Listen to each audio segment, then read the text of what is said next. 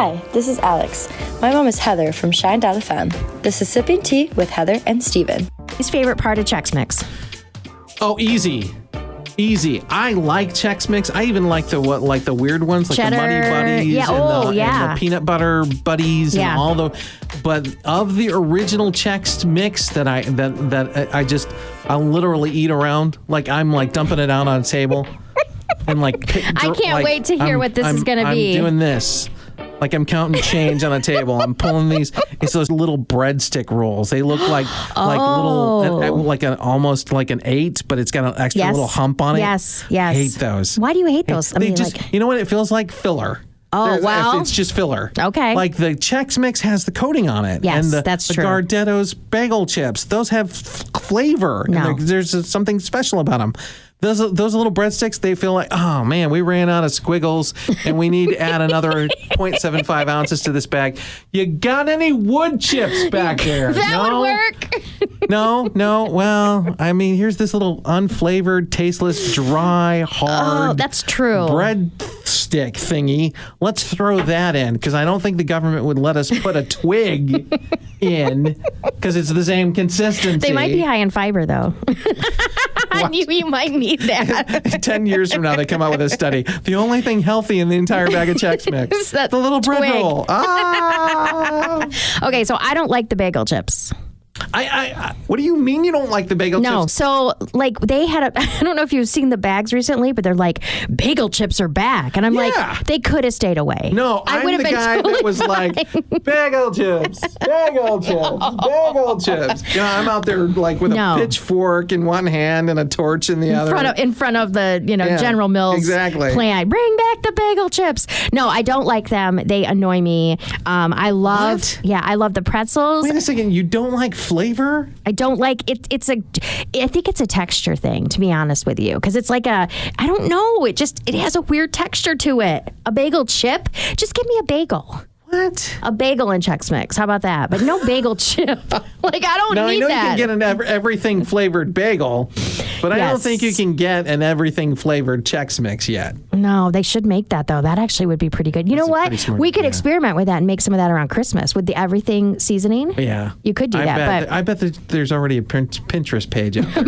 Probably, yes. But yeah, I love Chex Mix. That's probably my go-to. Like, I do love, because it does feel like you're kind of eating healthy. On what planet? Because it's Chex Mix. There's grains in it. There's not a bunch of sugar. Like, it's grains. Until you dump a bunch of sugar on it and call it a Muddy Buddy or a Puppy that Chow I don't know. Yeah, I don't do that. But like, if you eat Chex Mix, that's a fairly decent, not Chex Mix, but like the Chex cereal. That's a fairly decent, like. Well, it's definitely not pre-sweetened. That's for sure. Right. It's not what I would call a kid-friendly cereal. And you know what? And it's funny because I've heard stories recently on the news about how cereal production, because cereal consumption is down. Oh. So cereal production then is following because they're trying to trend the same way. Right. But I'm always amazed because I go into the grocery store from time to time. I try to be helpful in my home and decide what's on. That's very kind of you. Not always, but I found that there were quite a few flavors that had come out with special flavors prior to Halloween. Oh, okay. So like these cereal producers are trying to boost sales by going, hey, here's this unique character. Here's this special flavor. Yeah, I, honest to goodness, walked down one aisle and saw Captain Crunch and he had vampire fangs on. And I was That's not right. You're tampering here with my childhood, sir. That's not Step away. So this was. What do you think about those? I mean, okay, is that a good plan? Is that Probably a plan not. at all? Probably not. I think you stick with, like, I don't know about you, but it was always a special treat to get Count Chocula. Boo Berry. I was a Boo Berry. And then whatever the other one was. But it was a Frankenberry. Okay. He was a pink Frankenstein look. But those were special during Halloween. Like, you could only get them around Halloween, and that's what we would always ask my mom to get. When we were growing up. Yeah, right. And so, I mean, that was enough. But yeah, I don't think you should mess with, like. Because I've already seen Christmas version cereals. Yeah, they're trying hard. They really are. And I don't know if it's going to work. Yeah, I think they are too. But you know what? Little Debbie does the same thing. She comes out with different versions. I'm really good with that, actually. The little Christmas trees, those are my favorite. Not just the cake itself, but if it's a cake shaped like a miniature Christmas tree. That's festive, dude. That's really festive. It's phenomenal. Phenomenal. I have to keep myself. Okay, well, let's talk about like a seasonal thing because I have massive issues with the mellow cream pumpkins. Yes. I've talked about this on the air. Like I only can buy 2 bags because I'll eat them. Like I cannot control myself. What else are you supposed to do? Well, I'm just saying, like, I should not eat 2 full bags. Thank you, Martha Stewart. No, so I buy them and I put them in a candy jar. Okay, and I let my boys portion them out. Right, but I also let my boys eat them because I'm like, well, if they eat some, my 17 and my 18-year-old. So you put a bag out to share, and then you take a bag to your room. I should have done that because all of a sudden the first bag was gone, like literally 2 days, and it wasn't just me. It wasn't me. It was the 18-year-old. I'm gonna call him out. And he came in. He goes, "There's another bag of pumpkins there. Can I open those?" Are those guest pumpkins? Right. Are those a future celebration? They pumpkin? know when it comes to food. Yeah. And it's mine. You do not mess with it's mine. Like, you do not mess with my food. I don't understand the concept of that's mine. Because I'm the mom. I bought it. You don't touch it. And now, I think that leads us into a very strange situation where this is exactly the attitude why moms hide stuff from the rest of us. Absolutely. You don't put your name on it, but you hide stuff. Oh, absolutely. I have eaten. And you feel no apology for that. I sure do not. Are you kidding me? How many times I've had to make meals and cupcakes and cookies for these children for parties and birthdays, and there is not even the slightest pinch of reluctance about that? Absolutely not. I provide well for my children. They are well taken care of. I can hide some peanut butter cups, okay? Wow. Now, we had a game night for my husband's birthday, which was earlier in October, and there were still Reese's peanut butter cups from my 50th birthday. And Seb said, "Can I have some of those?" I was like, "Absolutely not. Those are mine." Wow. No, I was like, find something else. Wow. No, I'm very protective of my stuff. Now, stuff. You know what? In my imagination, I'm sitting here seeing you. It's the last Reese's peanut butter cup, and your son comes up and says, "Can I have that?" No. I see you looking at that and like maybe bringing it closer to the edge of your cheek and maybe, just stroking the edge of your cheek ever so slightly with it, and then just kind of nodding like in recognition and resolution of I'm about to give the person that I helped bring into this world this final peanut butter cup, and you're telling me that's all a fable? It's all a fable. I would never do that. Stars. I would never do that. Now, hilarious. I will tell you the thing that I do, because especially with our schedule right now, because my 18-year-old is still home, but he's working. I do really care whether or not my kids are fed. Like, that's a big deal for me. Like, that they're, and so, like, if I am going to get something for myself to eat, like, out somewhere, I'll say to Atticus, like, "Do you want me to get you something?" Sure. So, because it's not like I'm keeping, but treats, he don't need treats. Like, that ain't part of the contract. That ain't part of the nutritional food that I'm supposed to provide. Somewhere on the pyramid from the 90s. No. I'm not sure. If it's a Reese's peanut butter cup, it's mine. Somebody probably bought it for me for my birthday, and you do not get to touch it. So that is mine. Yeah. Well, I was at a place. Everything was 50% off. I was at a resisted. place. I resisted. You're not going to say the place. No, you don't want people to run out. That's funny. Yeah, stay away from my candy. I got to get some more after work today. So you didn't buy any? I didn't buy any chocolate. I started to pick up Reese's peanut butter. Okay. Came in not just pumpkins this year, and not just white pumpkins. They came out in bats. They were the cutest little bats. They are very cute. Your granddaughter would love that. Like, the pumpkins to me feel like 3 bites. Like, that's almost like... Well, what's a regular Reese's to you? 2? Yeah, why do you look at me like... Well, because you're like, a pumpkin's only 3. Well, like, 2 that's or not... 3. Okay. Maybe like, I could do 3 on a Reese's cup. I certainly could. Really? Oh, yeah. But this pumpkin feels like, you got to have 3. Yeah, for sure. Now, the bat is a little smaller, and I could consume. Was it the same price? Does that bother you? You know what? I didn't check the prices. I picked up one of each, and I walked toward the register, and I reminded myself that I did not deserve that. I didn't. My calorie intake did not. Yeah, especially after our McDonald's breakfast. Yes, because breakfast was yet to come, so this was pre-breakfast. So I was like, you gotta I gotta have the space for real food, not just for candy. No, I'm with you on that. But Reese's doing a nice job. They are doing a nice job. And they've got Christmas trees coming for Christmas. Do they have white Christmas trees? They probably do. I'm a fan of the white stuff suddenly. I don't know why. It's your age probably. I don't know. I don't know, but I saw a news story this morning about spiced vanilla M&Ms. What? Yeah, I did not make that up. I am not a product guru, but I am a big fan. Do they have pumpkin spice M&Ms? That I don't know. I'm not a pumpkin spice. Did you jump on the pumpkin spice like everything? No. Like I was like, what's next? No. Pumpkin spice shaving cream? I'm not.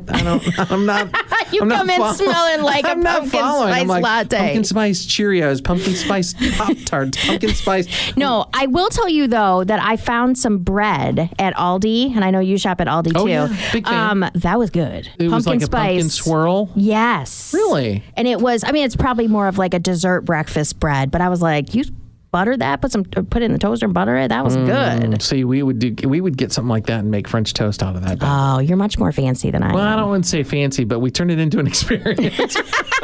If you're going to buy that, right? If I'm going to blow some calories on it and wonder if I'm like, do I have to check my insulin levels here? I might as well just go all the way. But so for Christmas, is there something you have to have, like food-wise, like a dessert or something that you have to have for? No, I can't think of a particular dessert. Now, I will say that in the first, probably as many as 20 years of being married to my wife, my wife's side of the family was filled with aunts, multiple, 5 or 6 aunts. Okay. 5 or 6. I can't remember. Now I can't remember where I am timeline. But anyway, and they were all fantastic cooks. Ooh. And Christmas Eve, you literally had to be at Grandpa and Grandma's house for Christmas Eve. Okay. There was no passes. Like you couldn't, the only way is if you were like in the hospital or you were overseas in the military. On your deathbed, and even then you had to zoom in. Yeah, right. Yeah, back in the 70s, right? Not really, but like if you were on United States soil, you were to be in Indiana for Christmas Eve. I get that. And so the house was packed. It was a beautiful, big old farmhouse. Yeah. The house was packed. And it was like a Norman Rockwell painting. It was ridiculous. I fell in love with an entire family, not just that person. Yeah, right. And they were phenomenal cooks. Woo! And they would literally organize down to the nth degree. Like, okay, Aunt so-and-so, you can bring this set of cookies. And you'd get assigned 3 cookies. Oh, wow. And then the next aunt would get assigned 3 cookies. And then the next aunt. Was there ever any bitterness? No, not that I saw. That aunt got a certain Not that cookie? I saw. Not that we ever witnessed. And if it ever translated into the food, you sure couldn't taste it. It didn't happen. So what you ended up with was a cookie buffet at the end. And see, the girls were smart. They would make more than they needed for Christmas Eve. Right. And then when they got together at Christmas Eve, because they knew they were going to be together, they would trade. Swap. So they'd go home with, 3 dozen cookies, but 6 cookies of this, 6 cookies of that. Oh, that's amazing. And so they were always in the kitchen sorting through the cookies at the end of the evening. And as a young married man, you've got all these godly, beautiful women that are and they're phenomenal cooks. And you go, how could you? There is one caveat. Okay. Grandma is the matriarch of this family. Right. And she makes a Hoosier sugar cream pie that I have seen grown men do ridiculously silly, immature things over to get either the last whole pie or the last slice of pie. And it is that good. When you talk about the difference between like reading a book and watching a movie, that's also the same vast difference between buying a sugar cream pie that's frozen and you warming it up at your house and one made by grandma. Wow. It was pre and post, like life-changing. Wow. Like you didn't know what sugar cream pie was until you had hers. I've never heard of it. And then when you had hers, your life was inexorably altered. You could not go back. you could not deny that was. Do you think that you could get your hands on that recipe? Yeah, probably could get the recipe, but I wonder if there's just not a few extra touches to that thing. Oh, you know I'm how they sure, do? probably. They go off script. They try and do this, or they add that, or a little more butter and a little less lard in the crust, or whatever it is. But I mean, these things looked. They looked store-bought because that's how much care. She would crimp the edges with her finger, and they would have you'd have little crust points all the way around the pie. Wow. And yeah, it was it is still phenomenal. That's amazing. But yeah, the aunts, Christmas Eve has kind of fallen to the wayside because the grandchildren now have children. For sure, right. And there's no singular place that holds all of these for that event. Yeah. But I would say my wife's side of the family has introduced my side of the family, very small nuclear family, 2 siblings, just not much going on there just because that's just how life is sometimes. Right. Yeah. Angela's side of the family, my wife's side of the family, huge, loving, great quantity of people, 37, 39, 41 grandkids, something like that. Woo! Big family and big celebrations. And so celebrations were big. And they typically got together twice a year, Christmas Eve and then somewhere around July 4th. Wow. And they would it would be the same version except outdoors and, campfires and sparklers and kids staying up too late and falling asleep near the fires and adults staying up till 3 a.m. just sitting there drinking coffee and reminiscing and telling stories. Same difference, but 6 months apart. And I really think that added a huge impression to me as a young married person marrying into the family because I felt like I married the whole family. Yeah, right. So I would think, so I kind of explained, I said no, and then decided, sugar cream pie is where it's at. In Angela's family, and for a good reason. Yeah, for very good reason. I don't possess the vocabulary to tell you how good this pie is. There are no words. There are no words. As wordy as I am, I lack. It's funny. Yours is very nostalgic. There's one thing that we always make at Easter, Thanksgiving, and Christmas, and that is my grandma Quack, my mom's mom. Their last name was Quakenbush. And so when we were growing up, we couldn't say Quakenbush. And so we called them Grandma and Grandpa Quack. You're going to laugh. That's okay. Okay. But they were not just known by us. They were known by lots of people that way. But their last name was Quakenbush. And she made a corn casserole. Oh, okay. And that is something that my mom has continued. I've continued. So we do that. I think for me personally, when I think about Christmas in particular, I think about peppermint. Oh, and so I like a peppermint ice cream or a peppermint mocha. Oh, yeah. Something like that. That says Christmas to me, that flavor does. Right. Oh, definitely. So that's something for me that I feel like I need to have. I don't know that a couple years ago, we started enjoying peppermint at Christmas time. Yeah.